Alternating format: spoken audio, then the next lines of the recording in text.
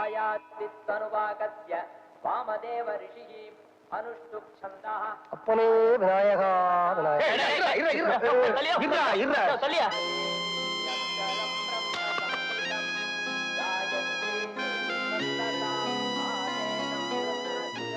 என்ன சார் இது? கோயில்ல தேங்காய் எடுக்கிற பசங்களுக்கு நடுவுல நீங்க பசிக்குதே. உங்க புண்ணியம் ஆண்டவன் இன்னைக்கு படி அளந்துட்டான் சார். அது எப்படி சார் நீங்க சோகத்தை இவ்வளவு ஈஸியா எடுத்துக்கிறீங்க? வேற வழி. ஆண்டவன் தலையெழுத்து அசிங்கமா எழுதிட்டாங்கன்னு வருத்தப்பட முடியுமா? முண்டாசை கட்டிதான் மறைச்சுக்கணும். அந்த தலையெழுத்தை நம்ம மாத்தணும் சார். பிரச்சனைகளை நம்ம சந்திக்கணும். சொல்லிடலாம், சுலபமா சொல்லிடலாம். மானமும் ரோசமும் வயத்துக்கு கிடையாது, பாசமும் பண்டிகையும் ஏழைங்களுக்கு கிடையாதுங்க. என்ன சார் சொல்றீங்க? பின்ன அடுத்த வேளை சோத்துக்கே வக்கில்லாதன்னா என் பொண்ணுக்கு வளகாப்பு பண்ணி வைக்கணும்னு ஆசைப்பட்டேன் பாருங்க. என் முத்திய ஜோட்டால தாங்க அடிக்கணும்.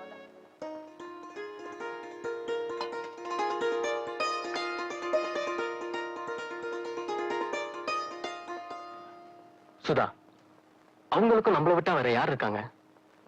எனக்கு இருக்கிறது ஒரே ஒரு தங்கச்சி. அவளுடைய வளைகாப்ப நான் தானே நடத்தணும். இப்ப நம்ம நல்லா தானே இருக்கோம். அதுக்காக இப்பதானே 7 மாசத்துக்கு முன்னாடி அவ கல்யாணத்துக்காக அவ்வளவு செலவழிச்சோம். அப்புறம் ஆடினாங்க, தல தீபாவளினாங்க, இப்போ வளகாப்புங்கிறாங்க. இனிமே குழந்தை பிறக்கும், ஆஸ்பத்திரி செலவும்பாங்க, அந்த குழந்தைக்கு காப்பரிசிம்பாங்க. அதுக்கு எல்லாத்துக்கும் நம்ம கிட்டதானே வந்து நிப்பாங்க. இத பாருங்க, சொரன்றவங்களுக்கு பேரு தாங்க சொந்தம். இனிமே உங்க தங்கச்சிக்காக ஒரு நயா பைசா கூட நீங்க செலவழிக்க கூடாது. இது வரைக்கும் உங்க தங்கச்சிக்காக செஞ்சது போதும். என்ன சொல்றீங்க? என்ன சொல்றேங்க? இனிமே நான் என்ன சொல்றது?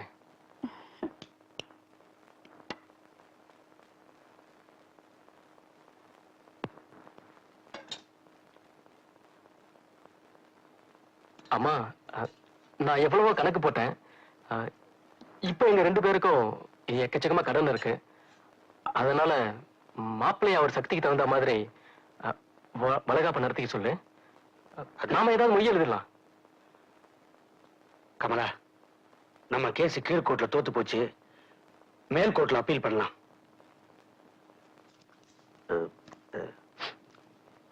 சுதாமா, எனக்கு இருக்கிறது ஒரே பொண்ணு. அவளுடைய வளகாப்ப நாங்க தான் நடத்தி வைக்கணும். நாங்க 2 பேரும் மண்டையை போட்டு உடைச்சுக்கிட்டோம். உங்க 2 பேர்ல யார்கிட்ட கேட்கறதுன்னு அவங்கிட்ட கேட்டோம்.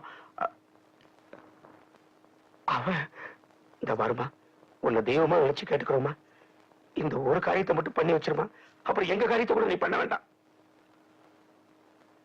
உங்க பொண்ணுக்கு கல்யாணம் ஆகி 8 மாசம் ஆயிருக்குமா?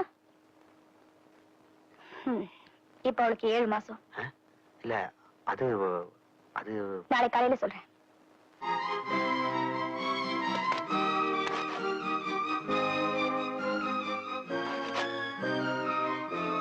காலையில எதுக்காகவாவது நம்ம பீரோவை திறந்தியா?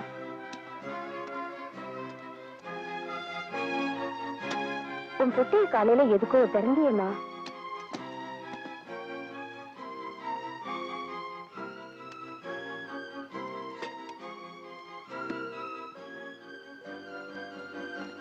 காலையில சமயக்கட்டு பக்கம் வந்தியா?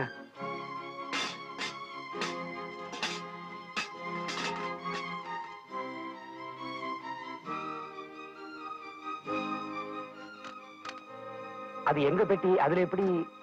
சரி பாருமா.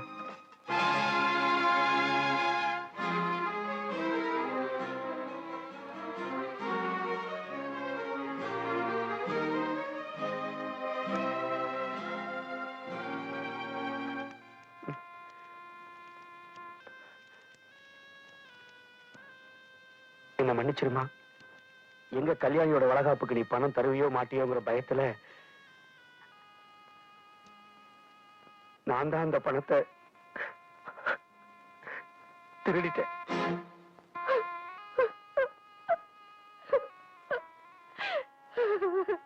சுதா, கிளம்பு. இனிமே நாம இந்த வீட்லயே இருக்க வேண்டாம். வேண்டாம்ப்பா, இது உங்க வீடு. நீங்க போக வேண்டாம், நானே போயிடுறேன். நான் போயிடுறேன்.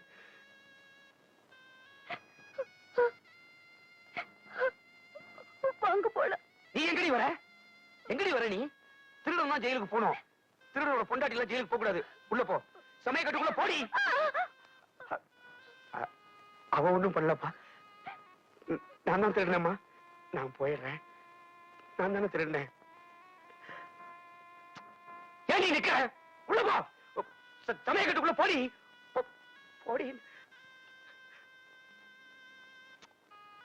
என் முகத்தை ரெடி பாக்குற. வேலையை பாரு, வேலையை பாரு. போடி.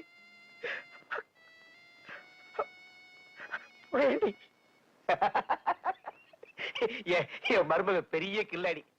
எங்க என் மகளோட வளகாப்புக்கு பணம் கொடுக்க வேண்டியது வந்துருமோன்னு நைஸா எங்க மேல திருட்டு பட்டத்தை கட்டி எங்க 2 பேருமே வீட்டை விட்டு அனுப்பணும்னு நினைச்சா. நான் அவளோட பெரிய கில்லாடி ஆச்சே. திருட்டு பட்டத்தை நான் மட்டும் ஏத்துக்கிட்டு வெளியில வந்துட்டேன். என் பொண்டாட்டிய வீட்லயே தங்க வச்சுட்டேன். எப்படி?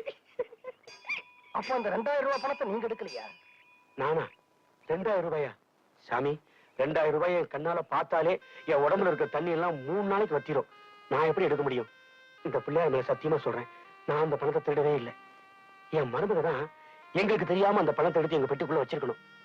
எப்படியோ என் பொண்டாட்டோட சாப்பாட்டுக்கும் தங்கறதுக்கும் பிரச்சனை இல்லை. என்னை பத்தி கவலை இல்லைங்க. இருக்கவே இருக்கு கோயில் குளம் செதறுதேங்க. இந்த பாருங்க, இந்த குளத்திலேயே குளிக்கலாம் குடிக்கலாம். என்னை யாரும் எதுவும் கேட்க முடியாது. ஆனா என் பொண்டாட்டியால அதெல்லாம் முடியுங்களா? இப்படித்தான் ஏதோ இருக்கும்னு நானும் நினைச்சேன். நான் இனிமே ஒரு நிமிஷம் கூட அந்த வீட்டுல இருக்க மாட்டேன். நீங்களே இங்க குளத்துல குளிக்கும் போது எனக்கு மட்டும் எனக்கு கிணறும் பாத்ரூமும் வேண்டி கிடக்கு. சரிண்ணே, போடி போ. மாட்டேன். போடி. நான் போக மாட்டேன். வீட்டு கதவு பூட்டிட்டு போற. போடி. பாருங்க, நான் சொல்றதை கேளுங்க, நான் சொல்றதை கேளுங்க. அம்மா, நீங்க வீட்டுக்கு போங்கம்மா. உங்க புருஷன் கோயில்ல தங்க மாட்டாரு, அதுக்கு நான் பொறுப்பு. நாளைக்கு காலையில இதுக்கு ஒரு நல்ல முடிவை நான் எடுக்கிறேன். போருமா, போயிடு போயிடு. சாப்பிடுங்க. சாப்பாடா? ஐயோ, நான் சாப்பிட்டாச்சு. சாரு வாங்கி கொடுத்தார். நீ சாப்பிட்டாச்சுல்ல? இல்ல. இல்லையா? சாப்பாடி சாப்பிட்டு தொலைக்க வேண்டியதானே? நீங்க சாப்பிட்டீங்களா இல்லையான்னு தெரியாம நான் எப்படி சாப்பிடுறது? ஒரு பிள்ளை பெத்தா உரியில சோறு, 4 பிள்ளை பெத்தா நடுத்தூர்ல தான் சோறும்பாங்க. நம்ம ஒரு பிள்ளை தானே பெத்தோம். இப்படி இப்படி நடுத்தூர்ல திங்க வச்சுட்டாரு. சாப்பிடுறீ?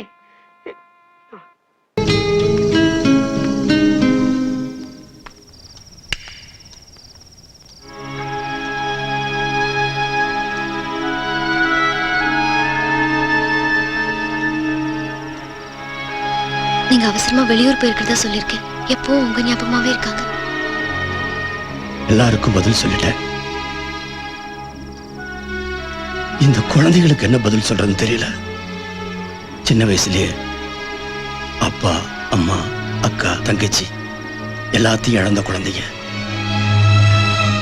இப்ப 2வது தடவை அனாதையாக போறாங்க. ஒரு செடியை பிடிங்க வேற இடத்துல நட்டா கூட அந்த வேரோட சேர்த்து கொஞ்சம் மண்ணை அள்ளுவாங்க. அது கூட இல்லாம வந்த குழந்தைங்க நானும் இல்லாம தேவகி, நான் சாக போறது இவங்களுக்கு தெரிய வேண்டாம். நான் வெளிநாடு போயிட்டேன்னு சொல்லு. என்னைக்காவது நான் திரும்பி வருங்க நம்பிக்கையிலாவது அவங்க இருக்கட்டும்.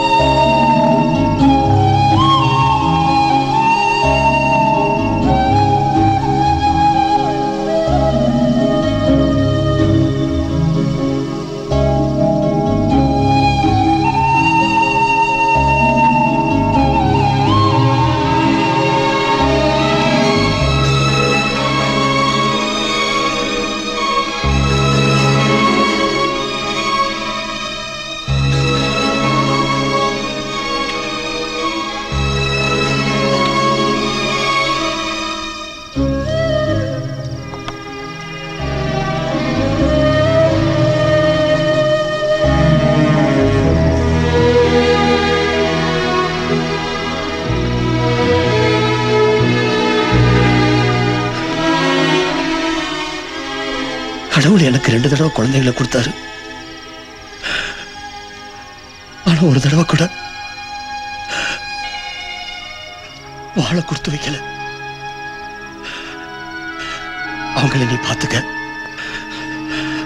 அவங்களுக்கு உன்னை விட்ட யாரையும் தெரியாது. அவங்க ஏதாவது தப்பு செஞ்சா எடுத்து சொன்னா கேட்டுக்குவாங்க. கை நீட்டு அடிச்சிடாதம்மா. ஒரு நிமிஷம்.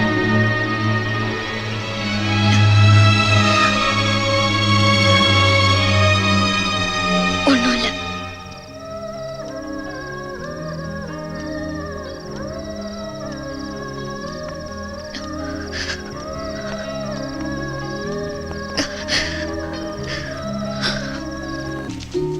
Dear Uncle, how are you? We are fine here. We miss you a lot. Why did you leave without telling us? We all became very sad. When are you coming back? We think of you all the time. We hope you will come back soon. You are the best uncle in the whole world. We're lucky to have you. We need you very much and we love you a lot. Please come back soon so we can all be happy together again.